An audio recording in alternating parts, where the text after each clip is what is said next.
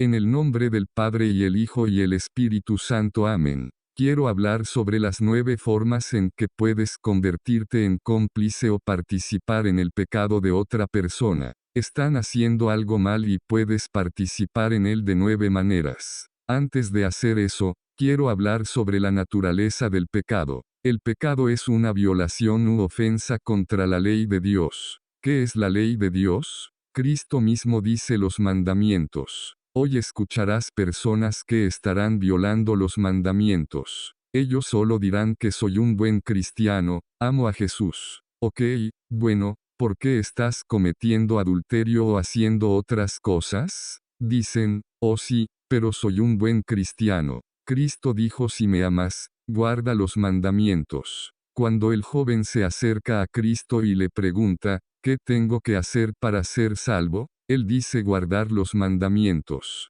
Él comienza a enumerarlos a todos. El joven dice que los guardado desde mi niñez. El caso es que para poder ser salvado como cristiano tienes que guardar los 10 mandamientos. No podemos simplemente violarlos cuando nos da la gana. Cristo dijo que para ser salvado tienes que seguir los mandamientos. Cada vez que violamos los 10 mandamientos o uno de los otros preceptos que Cristo estableció en el Antiguo Testamento, aunque algunos de esos preceptos fueron cambiados, algunas personas dirán que Cristo cambió todo eso. No, no lo hizo. Hubo ciertas cosas que Cristo dejó atrás y había ciertas cosas que Él introdujo en el Nuevo Testamento. Dice que este es el pacto nuevo sempiterno. Este es el que se aplica ahora. El Antiguo Testamento ya no se aplica excepto en la medida en que Cristo lo trajo. Y sabemos que los 10 mandamientos son parte de eso.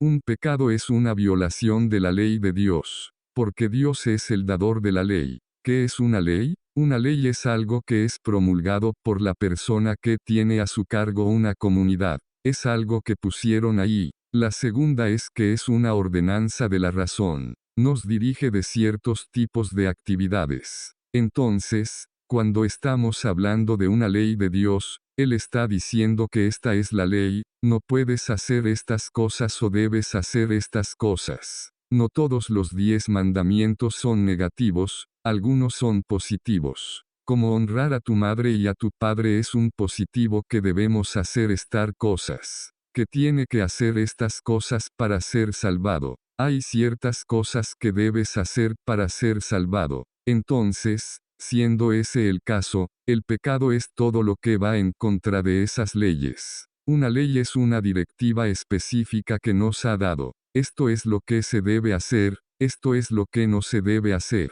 Si violas la ley, hay ciertos castigos debidos a la ley. Es por eso Cristo habla de cómo es mejor sacarse un ojo que terminar en el infierno por todo el asunto. El punto es que hay pecados que pueden terminar en el infierno. Tener que tener mucho cuidado con eso. Hay 2 partes en cada pecado. La primera es la parte subjetiva y por subjetiva queremos decir, ¿qué tan voluntario sabía la persona lo que estaba haciendo cuando lo hicieron? Esto está principalmente en nuestra voluntad, donde tomamos la decisión de hacer la voluntad de Dios o no hacerlo, seguir su ley o no seguir su ley. Así que por mucho tiempo los teólogos decían que el pecado está en la voluntad, porque ahí es donde eliges violar su ley o no. Pero para elegir algo tenemos que saber lo que estamos haciendo. Entonces, si no sabes lo que estás haciendo, la voluntad no lo comprende por completo, porque es una facultad ciega, no puede pensar por sí misma. Para eso está el intelecto. Si no sabemos lo que es pecaminoso y lo que no lo es posible que no estemos cometiendo el pecado con plena voluntad. Puede haber una atenuación de nuestra responsabilidad o culpabilidad. Vemos esto en el sistema judicial cuando funciona correctamente, donde si reconocemos a alguien que podría ser responsable de la muerte de alguien y nos damos cuenta de que no tenía intención de matar y no entendía lo que estaba pasando, entonces tendemos a reducir el castigo, porque nos damos cuenta no debería ser castigado tanto como el tipo que lo intenta y piensa en hacerlo. Luego hay ciertos efectos objetivos del pecado. El efecto objetivo del pecado es que cuando elegimos algo en nuestra voluntad, desordena nuestra voluntad porque nuestra voluntad puede ser habituada. Vemos esto con las personas que tienen virtud. Personas con virtud tienen la costumbre de elegir lo correcto en relación con esa virtud particular, como la templa o la justicia o cosas por el estilo. Mientras que una persona que es pecadora adquieren el hábito de elegir cosas que son malas, y ese hábito los inclina a hacer cosas malas. Cada vez que cometemos un pecado se acumula en la voluntad una inclinación a hacer algo contrario a lo que es la ley de Dios. Ese es uno de los efectos subjetivos de pecado. Cuando hacemos la elección, se acumulan los vicios que nos inclinan a cosas que están mal. Pero luego hay efectos objetivos y por efectos objetivos entendemos no importa si pensabas que estabas haciendo lo correcto o no, esto es lo que va a pasar como resultado de esto. Por ejemplo, soy aficionado a los enanos, así que decido que quiero que los enanos disfruten de la experiencia de volar. Entonces, estoy arrojando enanos desde lo alto de un edificio. Como, ellos piensan que es realmente divertido, ok. Ahora el problema es aunque cero que los estoy ayudando a aprender a volar, el problema es que la muerte va a ocurrir. Es un efecto objetivo de lo que estoy haciendo. Entonces puedes tener una actividad que tenga efectos que surjan de ella. Así que tirar gente desde lo alto del edificio terminará con gente herida. Si te das cuenta de que lo que está haciendo está mal o no. Lo mismo es cierto de todos los pecados que cometemos. Hay efectos objetivos de nuestro pecado que pueden causar desórdenes. Es como niños que juegan el juego de la lapicera, donde ellos hacen preguntas para obtener respuestas. Puede que no sepan que están violando el primer mandamiento, pero el hecho es que abre las puertas a los demonios y como resultado, pueden comenzar a afectar a las personas a través de ese proceso. Ese es un efecto objetivo, no importa si lo crees o no. Es como estar afuera gritando el nombre de alguien pensando que no va a contestar. Puede que te estés aclarando la garganta, pero el hecho es que si el tipo llama Mark y estás gritando Mark, el tipo va a venir. Esto es algo muy importante porque hoy en día la gente piensa no tenía la intención de hacer esto, no es mi culpa que esto sucediera. Eso puede ser en el sentido de que no pecaste formalmente. Pero eso no importa, el hecho es que las cosas se derivarán de ese tipo de comportamiento. Incluso si las personas no piensan que están cometiendo el pecado, todavía quedan los efectos objetivos que se están produciendo. Esto no solo en relación con nosotros. Esto es en relación con otras personas. Puedes causar daño en la vida de otras personas por el efecto objetivo de tu pecado sin importar dónde esté tu mente. Todavía puedes causar daño. Por ejemplo, no importa si no crees que estás cometiendo ningún pecado al golpear a tus hijos. El hecho es que los deja con efectos psicológicos como resultado del efecto objetivo del pecado. Incluso si no fue tu intención, no significa que no hay estos efectos objetivos. Esto también significa que a veces tenemos que limpiar el desorden de los efectos, ese daño que provocamos. Por ejemplo, en nuestras relaciones familiares. Si hemos hecho esas cosas, tenemos la obligación de limpiar el desorden, porque puede que no hayamos sido culpables de ello, pero sin embargo yo debería ser el que lo limpie, para restaurar el orden que Dios había dispuesto, en relación con nuestra familia o cosas por el estilo. Aquí es donde entra el ser cómplice del pecado de alguien. Podemos participar en el pecado de otras personas, y como resultado puede haber efectos objetivos del pecado. Uno de ellos del que vamos a hablar es por el silencio. Si no dices nada, bajo ciertas circunstancias, vamos a hablar sobre cuándo se supone que debes y cuándo no. Si no dices algo para corregir a alguien y como resultado alguien más sale lastimado, entonces eres responsable de que esa persona sea lastimada, si o ves y podrías haberlo detenido. Hoy la gente tiene esta actitud pues no es mi responsabilidad. Pero el hecho es que cuando lo viste y sabías que el tipo iba a atropellar al niño que corre en la calle, deberías haber dicho más despacio que hay alguien en la calle. ¿Cuáles son esas 9 formas? El primero es por consejo. Por consejo queremos decir que das un consejo y le dices a alguien o sugerirles que deben hacer algo que no deben hacer. Esto es cada vez más común. Algunas cosas que ves en relación con el consejo es que, una vez hice esta homilía donde hice la observación que, sabes que hay algo desordenado en una cultura cuando fumar y tomar una cerveza es un pecado grave, pero la fornicación es una virtud. Una de las cosas que está pasando hoy es que la gente dirá no te casas hasta que lo pruebes primero. 1. En primer lugar, no es necesario que lo pruebes. De eso se trata el proceso de cortejo para averiguar si una persona tiene suficiente virtud. No necesita probar el equipo, por así decirlo, para saber si va a funcionar o no. Dios tiene eso resuelto, no te preocupes por eso. Esta es una de las cosas que la gente suele aconsejar.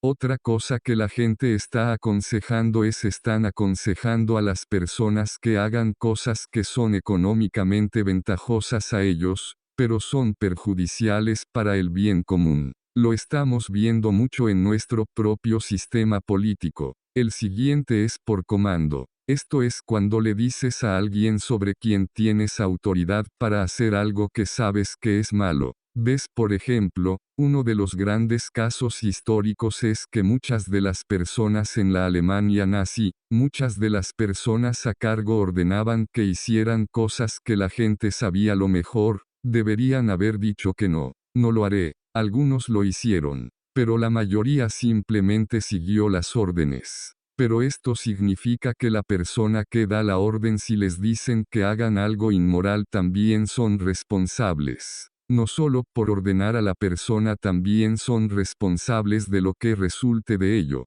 Es parte de la parte objetiva del pecado. Si le digo a alguien que vaya a dispararle a este tipo, el tipo va a terminar muerto. Así que no puedo decir que simplemente le dije que le disparara, no tenía que hacerlo. No soy responsable por el hecho que le disparó. Bueno, en realidad también eres responsable de los efectos que se derivan de LS cosas que haces que están desordenadas. El siguiente es por consentimiento. Esto es cuando alguien nos dice que va a hacer algo o nos pide permiso y damos consentimiento para que lo hagan. Y decir que no tengo ningún problema con que hagas eso. Esto se está convirtiendo en un gran problema últimamente, debido al hecho de que los padres darán su consentimiento para que sus hijos hagan cosas que ellos, los mismos padres aprendieron mejor y supieron que no se hacen estas cosas. Así que los niños tratan de obtener el consentimiento de los padres.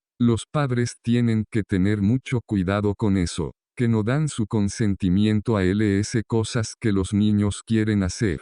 Lo aplicaré a los niños, pero originalmente lo dije en relación con el esposo y su esposa. Una vez este tipo compró esta casa. La casa terminó teniendo graves problemas con ella. Originalmente, su esposa y él vivían en el campo. Ella vio esta casa y realmente le gustó y la quería, porque se estaban mudando a otra parte del vecindario. Así que compró esta casa en el pueblo. Dije que no deberías haber hecho eso, deberías haber esperado. Dijo que mi esposa lo quería. Dije ¿y qué? Él dijo que no está permitido complacer a tu esposa. Dije que sí, pero violaste la regla de oro. Y me dijo ¿qué es eso? Nunca le das a tu esposa lo que ella quiere. Nunca, nunca. Lo que haces es darle lo que sabes que la hará feliz. Si es una mujer virtuosa, son lo mismo. Si ella no es una mujer virtuosa, no son la misma cosa. Lo que sucedió fue que su esposa se sentía miserable 3 semanas después viviendo en la ciudad.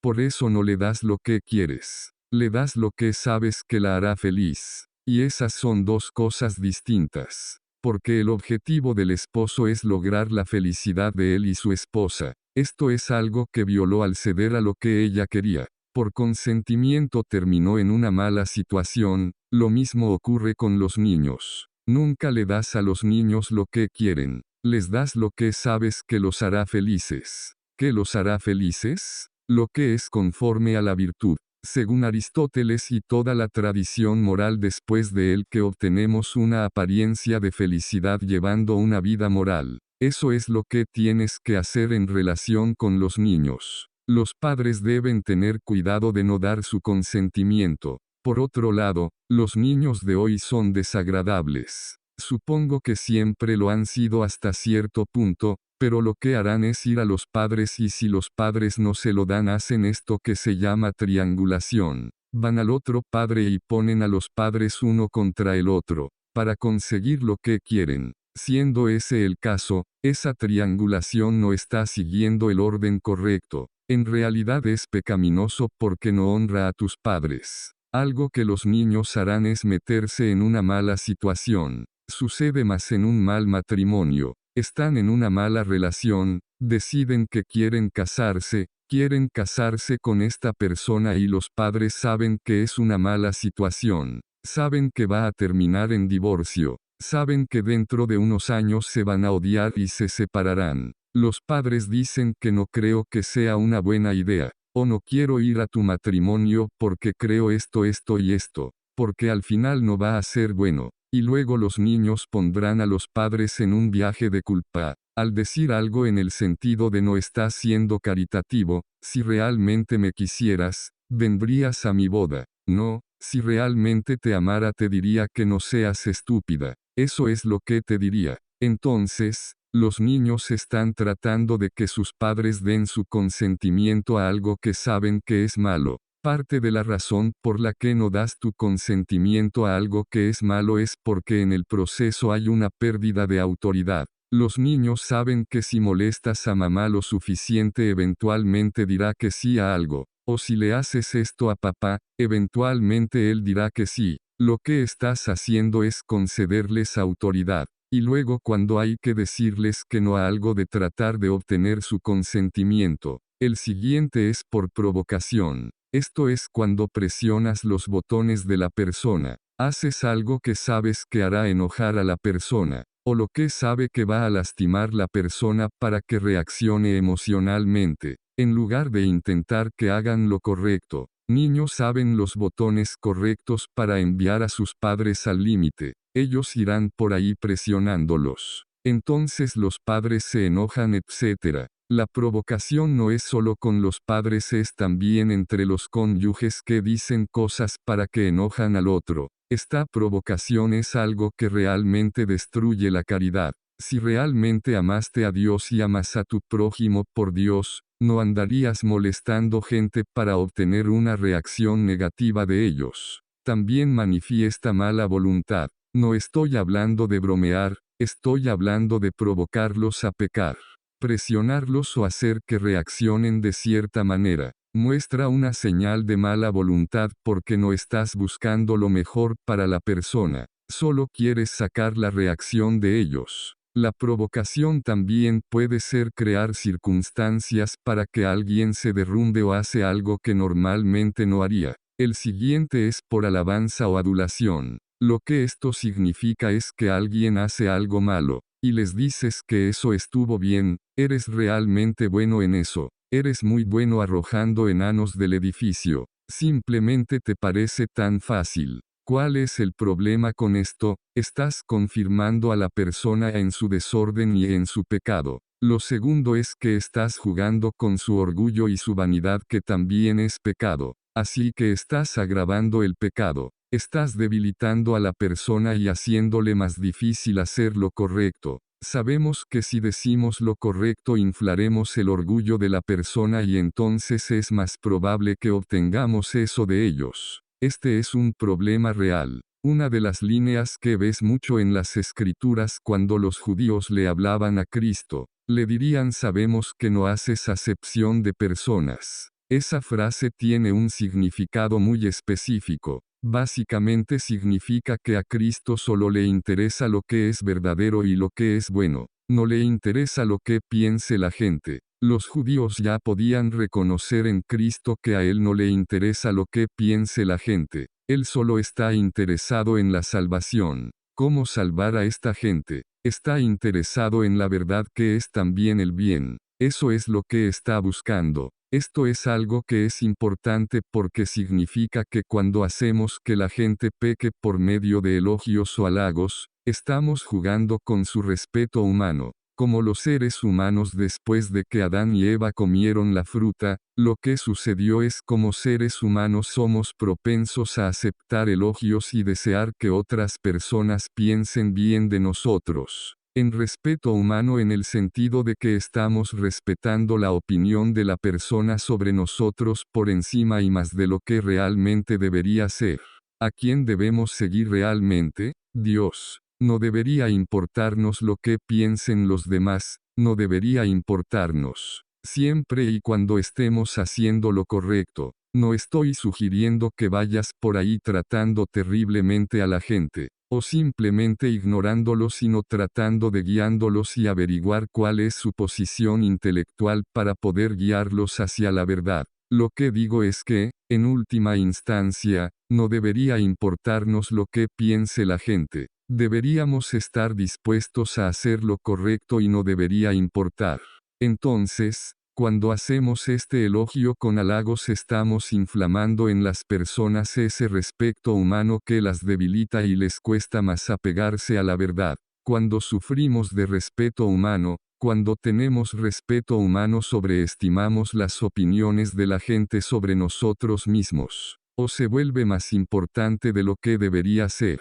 Lo que acaba pasando es que cuando eso sucede es más difícil para ellos hacer lo correcto. Es por eso que tenemos que tener cuidado de no hacer esto. Cuando Caín mató a Abel, Dios preguntó, ¿dónde está tu hermano? ¿Soy el guardián de mi hermano? Sí, en realidad lo eres. De eso trata esto, de asegurarse de que no estás contribuyendo a la muerte de tu hermano. El siguiente es ocultar el mal hecho. Por ocultación. Esto es cuando alguien ha hecho algo malo y lo ocultas. Supongo que en el sistema político moderno esto está ocurriendo bastante. Están sucediendo muchas cosas malas y se lo están ocultando a la gente. Digamos, por ejemplo, que hubo un presidente en los años 90 que quería cometer adulterio. Quería cometer adulterio y lo que hizo es lo arregló a través de otras personas. Se aseguró de que lo encubrirían en caso de que hubiera alguna duda al respecto. El pueblo que lo ocultó es culpable del pecado de encubrimiento. No significa que tengas que andar transmitiéndolo, solo significa que no ocultas la injusticia. Por ejemplo, si ese fuera el caso, su esposa tiene derecho a saber que esto ha pasado porque ha violado la fidelidad que se requiere en el matrimonio. Así que si ella lo descubre y dice, oye, mi marido estaba cometiendo adulterio, y la gente que lo ayudó dijo no, él estaba con nosotros tomando una cerveza. Lo siento, no funciona de esa manera. Otro es participar en el pecado de alguien. Y participar significa que la persona está cometiendo el pecado y te unes a ellos en la comisión del pecado. Entonces, un ejemplo clásico es que la gente comenzará a chismear. Alguien menciona, ¿viste lo que hizo fulana anoche? Sí, vi lo que hizo, pero ¿sabes por qué lo hizo? Luego, lo siguiente que sabes es que hay más personas hablando sobre el mal comportamiento de fulana. Están participando en el chisme de la persona. Por eso tienen que pararlo. No quieres hacer eso. Participar puede ser cualquier tipo de pecado. El siguiente es por el silencio. Por silencio, esto puede ocurrir de varias maneras. Por ejemplo, alguien está a punto de hacer algo malo y no le damos consejos ni lo corregimos. Hablaremos de cuándo se supone que debes a la gente y cuándo no. Lo principal es que vemos a alguien a punto de hacer algo mal y hacemos nada para decirles. Entonces, por ejemplo, ves a un tipo conduciendo un tractor y está a punto de atropellar a la cabra premiada. Estoy pensando, ¿eso significa que tenemos chuletas de cordero esta noche? No, de todos modos está a punto de atropellar a la cabra premiada y lo ves y no dices nada y lo dejaste atropellar. Entonces eso es, eres cómplice del pecado de la persona por el silencio. Otra forma es cuando alguien habla a favor de algo malo o impío y nosotros no decimos nada. Este es un problema común entre los cristianos. Especialmente hoy en día donde hay tanto ataque a cada elemento del cristianismo. Todo, desde la visión cristiana del matrimonio hasta lo que es pecaminoso y lo que no lo es. Todo eso está bajo ataque y la gente simplemente no dirá nada cuando la gente lo esté atacando. Tenemos que ser sensibles al hecho de que no cometemos el pecado de omisión cuando no defendemos a Cristo. Eso no significa que no seas precipitado y lanzarte a algo que no está preparado para defender. Eso significa que si no puedes decir nada porque no puedes refutarlas adecuadamente, entonces vas a estudiar y vuelves a refutarlos adecuadamente. También significa que tenemos la obligación de corregir a las personas, o al menos de tener su discusión. ¿Sabes cómo? No veo ningún problema con ese tipo de matrimonio si las dos personas se amen. Bueno, el amor no es la base del matrimonio. La ley de Dios es el fundamento del matrimonio. Es como Dios estructuró la cosa diseño. Es la ley natural la que constituye la fundación del matrimonio. No es que la gente se ame. No estoy sugiriendo que no deban amarse en el matrimonio, eso no es lo que estoy diciendo. Solo digo que el amor no es la base ni la razón por la que la gente debería casarse. La única razón. Creo que debería estar allí. No creo que sea la única razón. Entonces,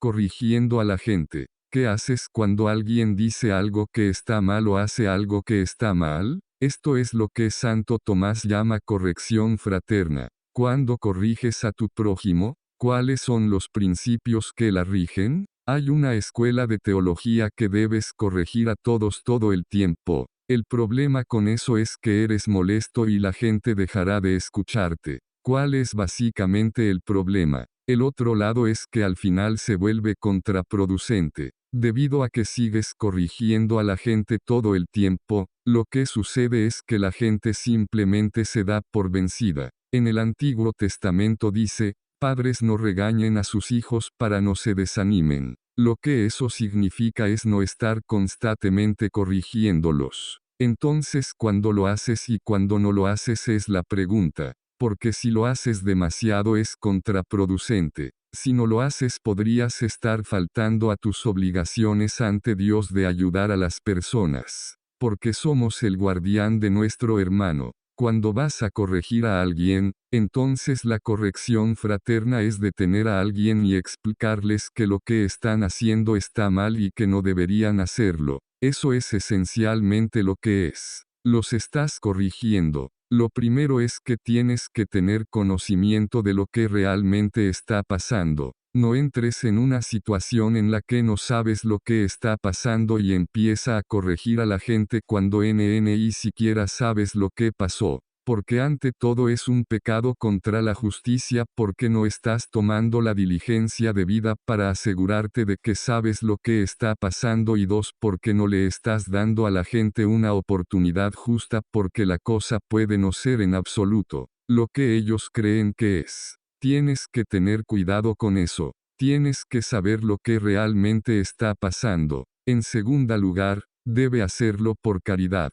¿Qué significa eso? No lo estás haciendo para martillar a la gente. No lo haces para asegurarte de que la gente haga exactamente lo que quieres todo el tiempo. En mi libro de psicología hay un capítulo llamado Control. En ese capítulo hablo de cómo las personas que controlan a otras es una señal de que su propia vida interior está fuera de control, porque no pueden contener sus emociones en relación con otras personas. Entonces quieren controlarlos para tenerlo bajo control porque ellos no se controlan interiormente. Nos fijamos en ciertos políticos en el cargo quieren controlar cada faceta de la vida de las personas, pero está claro que no tienen control sobre sí mismos. Esa es una de las señales. Pero debe hacerse por caridad, lo que significa que lo estás haciendo por el amor de Dios, y por el bienestar espiritual de esta persona. Y eso es. No hay otra razón. Hay que tener mucho cuidado con eso. Hablé de ello en el contexto del perfeccionismo, donde la gente lo hará por el deseo de que los externos sean perfectos, en lugar de asegurarse de que su propia vida interior sea perfecta primero. Obtenemos la satisfacción de tener todo hecho en orden. Eso es cierto. Pero hay que saber frenar ese apetito con la virtud. Esto es, con templanza y justicia para que no estás buscando el control de la cosa externamente a ti en detrimento de ella. Esto es importante con los padres relación con los niños. Tienes que tener cuidado de no tratar de controlarlos. Lo he visto en familias donde eso sucede. Entonces lo que sucede es que los hombres tendrán 19 años y no podrán funcionar solos. Ellos no pueden mantener un trabajo con ningún tipo de consistencia. No están en condiciones de asumir las obligaciones del matrimonio, porque no pueden cuidar de sí mismos porque constantemente se les dice qué hacer. Esa es una mala señal. Con hijos, desde que nacen hasta los 6 años, durante ese tiempo los niños no tienen pleno uso de la razón. Así que solo tienes que decirles qué hacer. No razones con ellos. Estás perdiendo el tiempo. Cuando la gente se sienta son este niño de 2 años y dicen, Johnny, no deberías pegarle. ¿No te sentirías mal si alguien te golpeara? Todo lo que el niño quiere hacer es golpear al padre ahora. Es simplemente contraproducente. Es por eso que Aristóteles dice la forma de criar a los niños a esta edad es por el placer y el dolor. Así que moldea el buen comportamiento con recompensas. ¿Qué tienes que hacer? Porque lo contrario son las personas que nunca premian a sus hijos o nunca los elogian o nunca decir nada bueno sobre lo que hacen. También hay que asociar el dolor con el mal comportamiento. Tienes que golpearles las manos cuando golpean a otras personas. Entonces harán esa asociación y se detendrán. Los psicólogos se están dando cuenta de que ese proceso de asociar el buen comportamiento con la recompensa y el mal comportamiento con el dolor es el principal fundamento de toda formación moral. Si los niños no entienden eso cuando tienen 6 años, después de eso, se acabó. Nunca los llevas al punto en el que están haciendo lo correcto de manera constante. De los 6 a los 10, en esta etapa todavía están bajo obediencia, lo que significa que si tus padres te dicen que hagas algo y no lo haces es pecaminoso, así que obedece a tus padres. En esta etapa puedes comenzar a razonar con el niño. Empiezas a decir, es por esto porque lo haces. Esto es lo que vas a hacer y por eso lo vas a hacer. Esto es lo que haces durante esa etapa. Durante la etapa en la que finalmente llegan a la pubertad, depende del niño 10 o 13, entre allí y entonces ellos todavía están bajo obediencia. Así que si tus padres dicen que lo hagas, no puedes discutir con ellos. No puedes sentarte ahí y razonar. No puedes decir que este es un momento para consejo. No, este es el momento de obedecer. Sin embargo, durante este tiempo los padres necesitan comenzar a aconsejar al niño, para que el niño pueda empezar a tomar las decisiones para demostrarle que es lo suficientemente maduro para hacer estas cosas por su cuenta. Así que no tienes que decirle constantemente qué hacer. Después de los 18 años y hasta que mueras, no estás obligado a obedecer estrictamente a tus padres, pero aún estás obligado a cumplir sus órdenes morales, a menos que exista razón suficiente para lo contrario, en cumplimiento del mandamiento de honrar a tus padres. Pero también significa que si vives en su casa y estás comiendo su comida después de cumplir los 18 años, esa es toda la obligación de sus padres, conseguir que cumplas 18 años. Después de eso, no tienen más obligaciones estrictamente hablando. Eso no significa que solo los eches. Solo significa que después de eso, si vives en su casa, estás obligado por la obediencia si tus padres establecen las reglas. Porque tienen derecho, especialmente el padre, a hacer las determinaciones sobre cómo se ordenará el hogar. Si vas en contra de eso estás violando sus derechos y su autoridad y eso es un pecado contra la justicia. Eso no significa que si no estás viviendo en la casa, no estás obligado por la obediencia, en relación a cuáles son sus órdenes en el funcionamiento de su hogar. La cuestión entonces es que la caridad tiene que dominar en el sentido de que tumea es el bienestar espiritual de la persona. No es para golpear a la persona en la cabeza. La mayoría de las personas en su corrección, especialmente cuando están corrigiendo a sus hijos, no están mirando lo que es mejor para mi hijo espiritualmente. Simplemente están irritados porque Johnny está actuando de nuevo en público, así que lo golpean por ira, que está desordenado. Por cierto, soy fan del castigo corporal, pero hay que moderarlo. Tiene que ser ordenado correctamente. Hay dos partes en el castigo corporal. La primera es que el niño tiene que haber hecho algo realmente malo. Entonces nalgadas al niño y el niño dice ¿qué hice? Nada. Los niños tienen una inclinación natural a aprender lo que está bien y lo que está mal de eso. Y si los estás azotando sin alguna razón, lo que es moralmente bueno y malo parece moralmente caprichoso. Es aleatorio, no tiene ningún sentido lo que es y lo que no es. Esta es la razón por la cual los niños pueden terminar en mal estado en hogares abusivos. Lo segundo es que debe ser proporcionado y moderado. Para que el niño sepa, derramé la leche porque no estaba prestando atención en la mesa. No le das 50 latigazos con el látigo con el que azotaron a Cristo. No haces eso, porque es desproporcionado. Y el niño no entiende por qué le está pasando. Tienes que tener cuidado. Hay una pregunta que dice Santo Tomás. ¿Puedes azotar a tu hijo si nunca ha hecho nada malo? Santo Tomás dice que no a menos que el niño sea completamente indisciplinado. Luego dice que tal vez tengas que hacerlo, para enderezarlo. Eso es una señal de que algo no se hizo en esta etapa. Si tienes que hacer eso, entonces tienes un problema diferente. Tiene que hacerse en caridad y para el beneficio espiritual de la persona. Lo que significa, porque se hará para el beneficio espiritual de la persona tiene que ser gobernado por la prudencia sobrenatural. ¿Qué es la prudencia sobrenatural? En primer lugar, ¿qué es la prudencia? Luego hablaremos sobre la parte sobrenatural de ella. La prudencia es la virtud en la que sabes lo correcto para alcanzar el fin correcto. Sé qué hacer en las circunstancias correctas para lograr el fin correcto. Esa es la naturaleza de la prudencia. Algunas personas que saben lo que hay que hacer, pero actúan en contra de eso, son imprudentes, están actuando imprudentemente. ¿Qué es la prudencia sobrenatural? La prudencia tiene que ver con los medios o la actividad que hacemos para lograr un fin particular.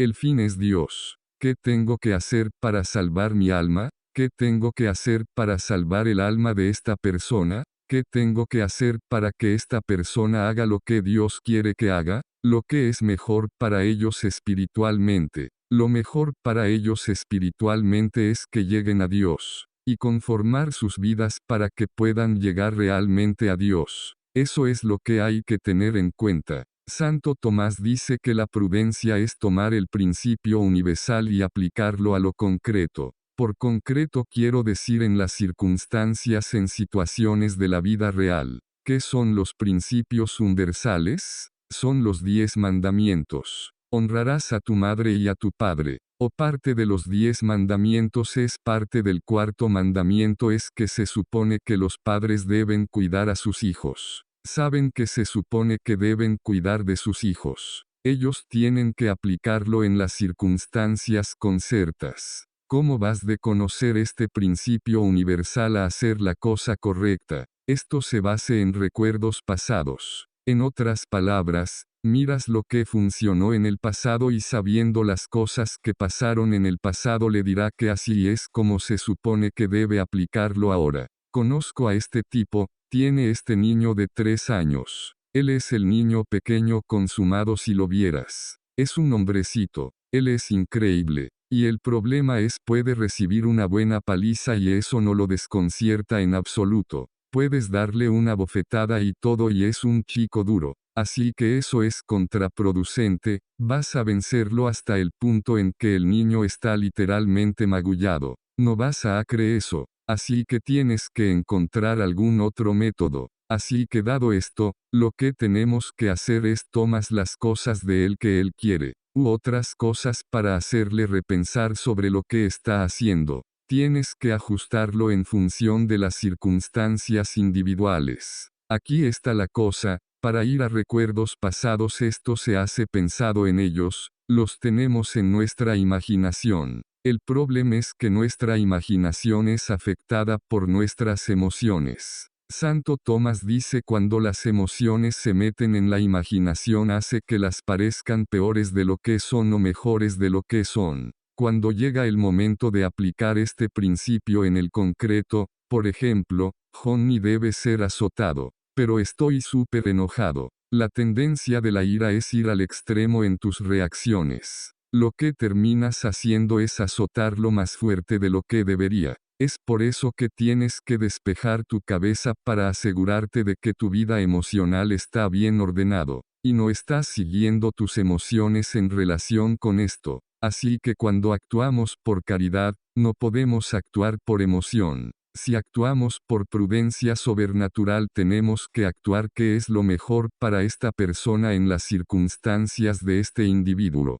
Eso significa que no los vas a corregir cada vez. Porque los seres humanos tienen un umbral psicológicamente. Sigues corrigiendo y eventualmente simplemente te desconectarán. Mientras que si corrige en los momentos en que sabe que necesitan corrección o cuando es saludable o cuando es necesario, entonces, lo que acaba pasando es la persona si tiene alguna virtud diría, ok, me alegro de que hayas dicho algo porque de lo contrario lo habría olvidado. Pero si estás constantemente corrigiendo a la persona, entonces la persona los desconectará. Sabrá cuándo y cómo corregir en función de prudencia sobrenatural. Este es el siguiente principio. Cuando miras a alguien tienes que hacer un juicio razonable que ellos tomarán la corrección. En otras palabras, si vas a ellos y dices, sabes que tirar enanos del edificio es una forma de asesinato y no es una buena idea que lo hagas. Y solo me estoy divirtiendo y sabes que tiendo a ser un individuo enojado cuando me niegan las cosas que quiero y estoy lanzando estos enanos y dices padre, detente, no deberías estar haciendo eso.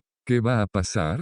Padre se enfadará contigo y no aceptará la corrección. El punto es que tienes que mirar para ver si la persona te va a escuchar. La corrección es corregir el camino de la persona para que pueda acercarse a Dios. Si tratas de corregirlos y sabes que no aceptarán la corrección va a empeorar la situación. Solo los va a confirmar en su pecado. Entonces eres responsable de esa confirmación y eres responsable de su peor condición. Tienes que ser muy cuidadoso con eso. Aquí es donde está la parte difícil. A veces no sabes realmente, no sabes si le digo a esta persona que deje de tirar enanos del edificio, no sabes si aceptarán la corrección o no. Si ese es el caso, le digo a la gente tienes que abordar las cosas indirectamente al principio a veces. Tienes que preguntarles algo como ¿crees que matar gente es una buena idea? Sin hablar de tirar enanos del edificio. Más tarde puedes aplicarlo a los enanos. Pero si el tipo dice que sí, es realmente malo, entonces quizás no deberías deshacerte de los enanos. Tú pruebas las aguas primero hablando de algo indirectamente conectado para ver cuál es la respuesta de la persona para saber si obtendrás la respuesta adecuada o no. Luego, desde allí, puede intentar corregirlos. Pero si saben si le digo a esta persona que deje de hacer X, que se va a enojar mucho y hará que nunca me escuche, entonces necesitas orar para que Dios le dé la gracia para que puedan ver la verdad sobre el asunto y cambien. Lo siguiente es que debes evitar la hipocresía en este proceso. No seas culpable en lo que vas a corregir.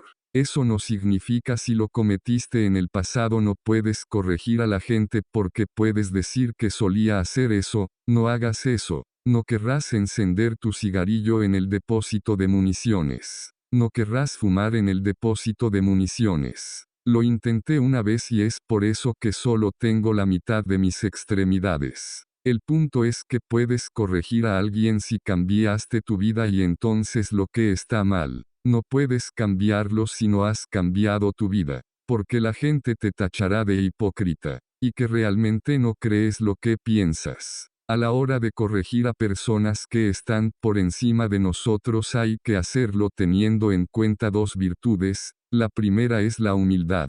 para que no se vea como si estuvieras parado sobre ellos cuando no estás, te estás sometiendo a ellos, que es lo que la mayoría de la gente acaba violando. Este es el que veo más violado en relación a los niños que corrigen a sus padres. Ellos tienden a carecer de cualquier apariencia de humildad. La segunda es la piedad. La piedad es que tengas honor para los que están por encima de ti. Todavía tienes que tratar a tus padres o a quien sea que esté por encima de ti con el respeto que se les debe. Cuando hablábamos de la piedad, las preguntas se convierten entonces ¿tengo que corregir a la gente todo el tiempo? La respuesta es no. Pero hay momentos de corrección que apartan más que otros. Si me ves tirando enanos de un edificio porque me gusta verlos volar, entonces esa es una situación grave. Es serio. Las personas que me rodean tienen una obligación más seria de corregirme. En otras palabras, debes evitar que estos enanos salgan volando del edificio.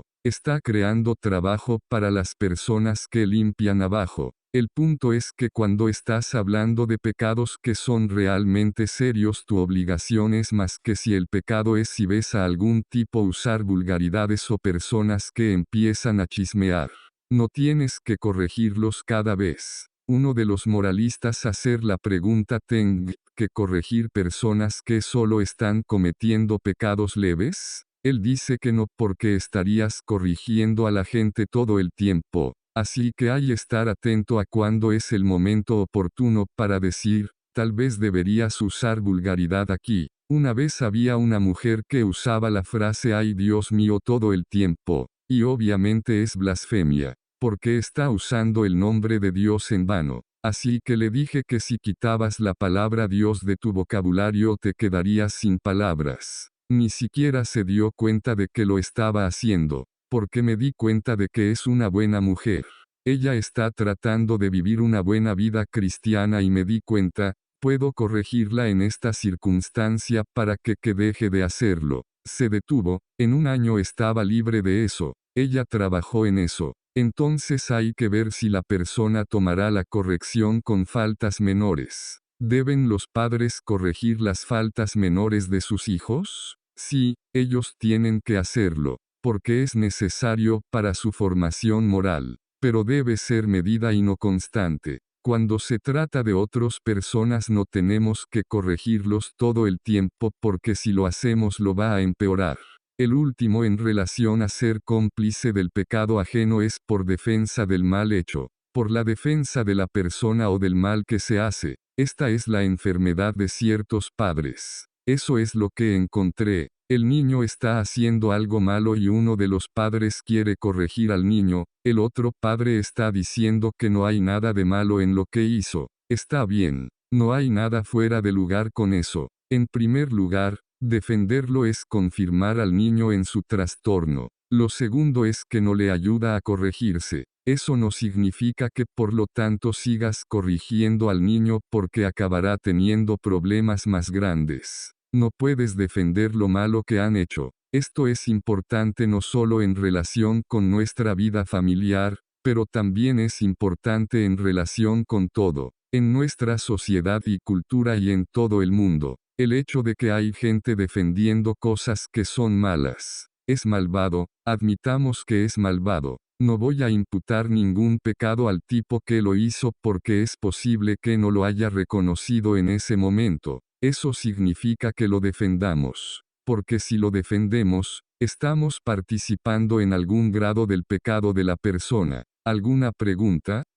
Tengo algunos amigos protestantes que probablemente se casarán y ellos creen en la contracepción. Me han sugerido que les envíe estos videos sobre la anticoncepción y sus efectos y no estoy seguro en qué contexto debo o qué debo hacer para ayudarlos. Creo que lo más importante es en la prudencia es saber lo correcto para lograr el fin correcto. Al discutir ese tema se trata de sentar las bases intelectuales. En otras palabras, hablar de anticoncepción no va a llegar a ninguna parte a menos que la gente tenga una buena comprensión de la ley natural. La ley natural establece que Dios diseñó a los seres humanos de una manera muy específica con una estructura muy distinta en todas las facultades. y sabemos cuál es la voluntad de Dios en relación con esas cosas basado en cómo lo estructuró, y si actuamos en contra de eso, vamos en contra de su voluntad. Primero tienes que empezar con eso. Luego hay que entrar en estructura y naturaleza del acto conyugal y cómo está intrínsecamente ordenado hacia los niños. Y a partir de ahí puedes discutir, por eso no usas anticonceptivos. La única vez que di una larga homilía sobre anticoncepción,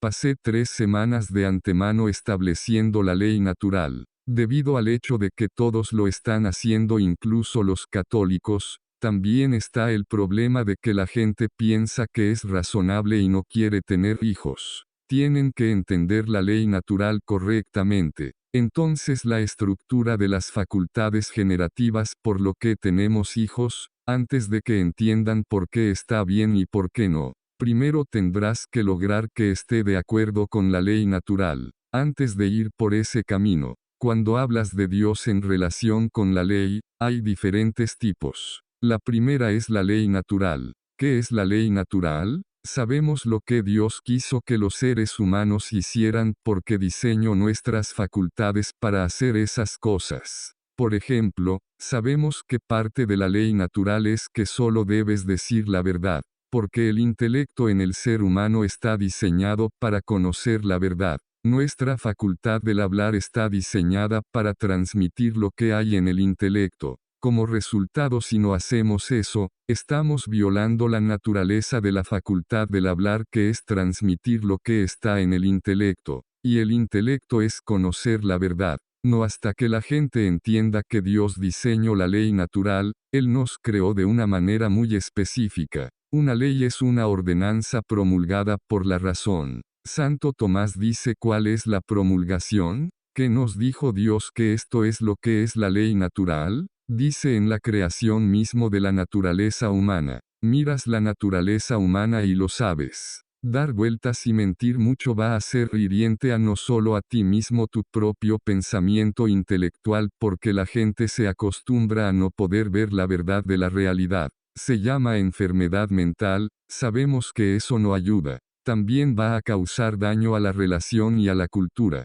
Ves eso todo el tiempo cuando se trata de noticias. Hay que esperar 3/4 de lo que dicen antes de llegar a cualquier apariencia de lo que está sucediendo, porque están inventando estas cosas a medida que avanzan. Esta promulgación de la ley natural no se trata solo de nuestro intelecto y nuestra voluntad y emociones, también se trata de todas las facetas y aspectos de los seres humanos. Esta es una forma en que Dios lo determinó. Si Dios no quisiera que nos comportáramos de esa manera, nos habría hecho diferentes. Pero no lo hizo. De hecho, lo que la gente no sabe es que los 10 mandamientos son puramente una escritura de la ley natural. Si ves la forma en que los humanos están diseñados para funcionar, puede alinearlo en función de ellos. Sabemos que tenemos una inclinación natural a adorar y amar a Dios. Eso es parte del primer mandamiento.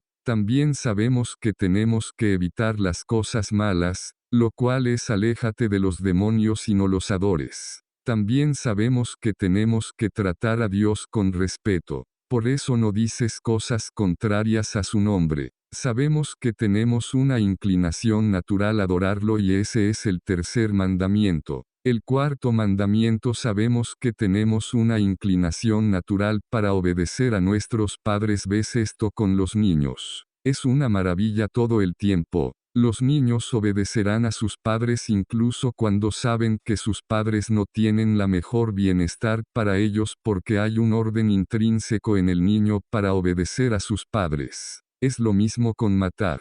Tenemos una inclinación natural a no matar gente porque sabemos que no queremos que nos maten a nosotros mismos y sabemos que es perjudicial para la sociedad.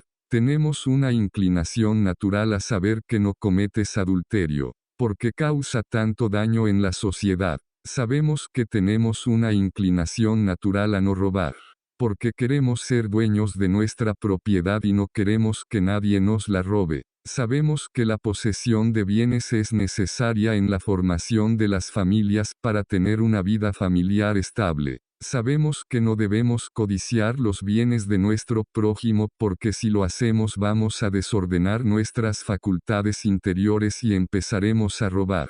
Hay un libro que se llama La Summa contra Gentiles donde San Tomás toma la ley natural y argumenta cada uno de los 10 mandamientos, y muestra que esto es parte de la ley natural. La segunda ley se llama la ley positiva divina. Estas son las leyes que Dios descendió y nos dio. Ellos le preguntaron a Casto cuál es la mayor ley. Él dice: ama a Dios con todo tu corazón, toda tu mente y toda tu alma. Así los preceptos de la caridad son parte de la ley positiva divina. Nosotros tenemos la obligación de hacerlo. Esto es importante porque cuando Dios nos dice cuáles son las leyes, en las escrituras es donde ves generalmente, y eso es lo que se suponía que debía seguir. Porque nos lo ha dicho. Gran parte de la ley positiva divina simplemente aclara qué es la ley natural. No todo, pero mucho de eso. Así que esto es lo que se suponía que debía seguir.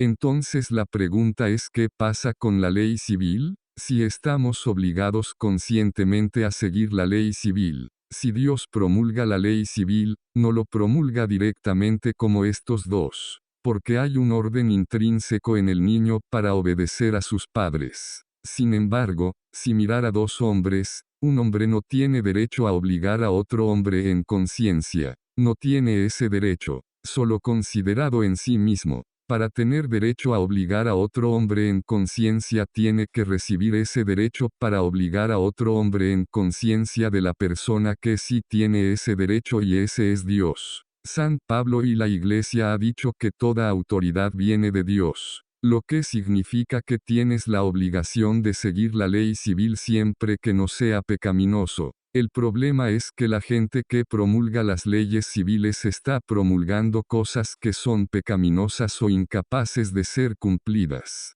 Cuando Clinton dejó el cargo emitió órdenes ejecutivas que son lo mismo que leyes. El tipo publicó 100.000 páginas de órdenes ejecutivas. Bueno, el hecho del asunto es que si sigues cambiando la ley o la mantienes o la acumulas encima va a destruir el efecto que la ley civil tiene en la mente de las personas. Hace 50 o 60 años, la gente sabía que se suponía que debías obedecer la ley. Hoy en día la gente no tiene esa idea en absoluto. Debido a que el Congreso está constantemente cambiando cosas y agregando leyes, es imposible. Es tan complicado que la gente del IRS no sabe lo que significa. El punto es que debes seguir la ley civil, como una forma de ser obedientes a la autoridad que Dios les ha dado. Esto es lo que siempre les digo a los niños. Obedeces a tus padres no porque sean tus padres, sino porque el hecho de que ellos recibieron la autoridad de Dios para decirte esto es lo que tienes que hacer.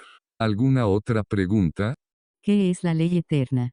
La ley eterna es la ley natural y la ley positiva divina tal como existe en la mente de Dios. Dios tiene estas cosas en mente acerca del orden correcto y las pone en práctica poniéndolas en la ley natural y en la ley positiva divina. No tenemos acceso a la ley eterna excepto en la medida en que vemos lo que ha hecho aquí. La ley natural se ocupa de la ciencia, y los cambios que la ciencia está haciendo en la biología, como el hecho de que puedes tener 3 padres. Ellos están modificando genéticamente todas estas cosas. La modificación genética en animales y plantas es más complicado porque es solo inmortal indirectamente. Bebés genéticamente modificados en úteros, si tuvieran una manera de hacer que, hasta el niño alcance cierta edad, darle un medicamento para cambiar el código de ADN que pertenece al problema, eso es una cosa. Pero cuando están tomando genes de este padre y ese padre y juntándolos, no es así como Dios quiso que se hiciera.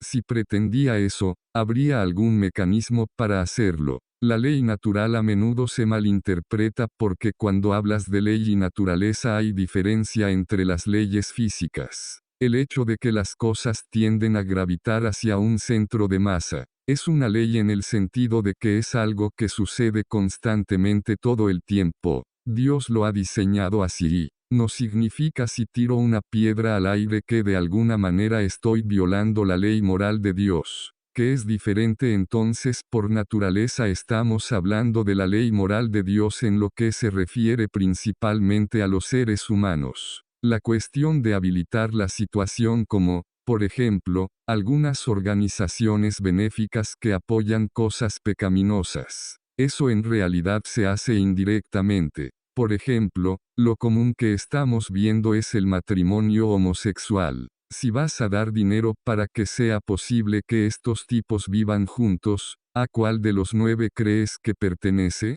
Puede ser silencio si no dices nada, pero también es por consentimiento. Y también es por consejo, porque al dar el dinero es una forma de consejo. La forma en que dirigimos personas a veces es cómo les pagamos. Entonces, si compras en algún lugar que promueva el matrimonio homosexual en su mercado, Eso es un poco difícil. Si puedes encontrar empresas que no lo promuevan, entonces deberías ir con esas compañías. Hablando en términos generales, debe hacer eso solo como una cuestión de promover personas que están tratando de llevar vidas buenas como opuesto a quitarle a la gente que hace el mal, solo promovamos las cosas que son buenas. El problema con el que deberías estar boicoteando a estas empresas que apoyan el aborto y hacen esto y el otro, si fuera el caso tendrías que pasar mucho tiempo investigando y muchas veces no lo encontrarías. Descubrirías que apenas podías funcionar en nuestra cultura. Probablemente no podrías comprar nada, todas estas compañías están apoyando estas cosas. Así que no puedes seguir eso como un principio. Los transgénicos, la razón por qué están en contra de la ley,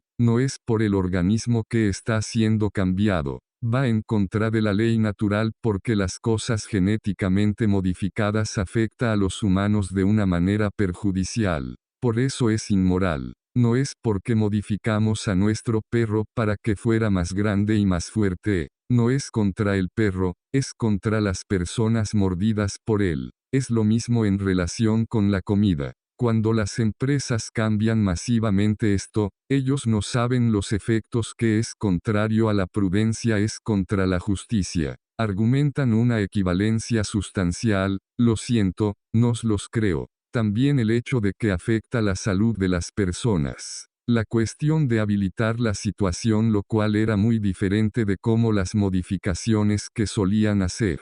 Dios incorporó para modificar genéticamente cosas naturalmente. Cría ciertas plantas o animales para obtener el resultado deseado. Fue construido en la naturaleza porque Dios lo estructuró. Naturalmente iba a tener en él todas las cosas que nos preservarán para que no nos lastime. No es el caso cuando empiezas a cambiar eso. Por eso hay que tener cuidado por el efecto que tiene en las personas. En el nombre del Padre y el Hijo y el Espíritu Santo. Amén.